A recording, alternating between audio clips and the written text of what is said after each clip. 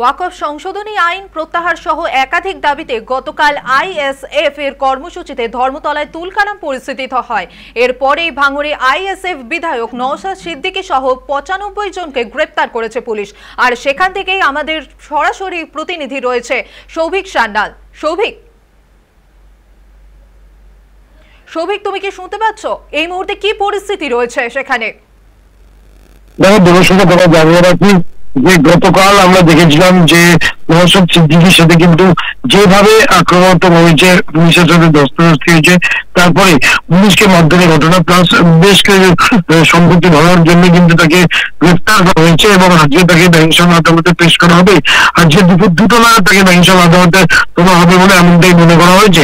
এবং পাশাপাশি পুলিশ কিন্তু তার 14 দিনে হেফাজত চাইবে এবং কি যেহেতু প্রথমে বলা হয়েছিল তাদের পুরো পারমিশন নেই, তারপরে পুলিশের সাথে যেভাবে তারা ধস্তাধস্তি করেছে এবং পুলিশকে টপকে তারা কিন্তু মিছিল নিয়ে দৈনা ক্রসিংয়ে এসে পৌঁছায় এবং সেখানে বেশ কিছুক্ষণ রাস্তা অবরোধ করেছিল তারা।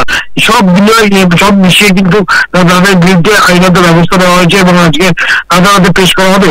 তার আগেই কিন্তু প্রচুর কর্মী সমর্থক অর্থাৎ ইন্ডিয়ান সেকুলার ফ্রন্টের কর্মী সমর্থকরা তারা ব্যাংশাল কোর্ট চত্বরে এসেছে, কারণ তাদের প্রিয় নেতা নওশাদ সিদ্দিকীকে তারা আজকে আদালতে তুলবেন এবং সেই যখন তোলা হবে তার সামনে বিক্ষোভ দেখানোর জন্যই কিন্তু তাকে ছেড়ে দেওয়ার দাবি নিয়ে তারা কিন্তু আজকে এখানে এসেছে এবং তারা যেটার সামনে ভিড় জমিয়েছে। ধন্যবাদ সৌভিক, তুমি থাকো আমাদের সাথে। যেরকমটা আপনারা শুনলেন যে ধৃতদের জোড়াসাঁকো, তালতলা এবং বউবাজার থানায় রাখা হয়েছে। ইতিমধ্যে পুলিশের কাজে বাধা দেওয়া এবং তার সাথে সরকারি সম্পত্তি নষ্ট হওয়ার এরকম বেশ কিছু জামিন অযোগ্য কারণেই তাদের আজকে কিন্তু কোর্টে তোলা হবে। আর তাতেই আদালত চত্বরে ভিড় জমিয়েছে আইএসএফ এর সমর্থকেরা।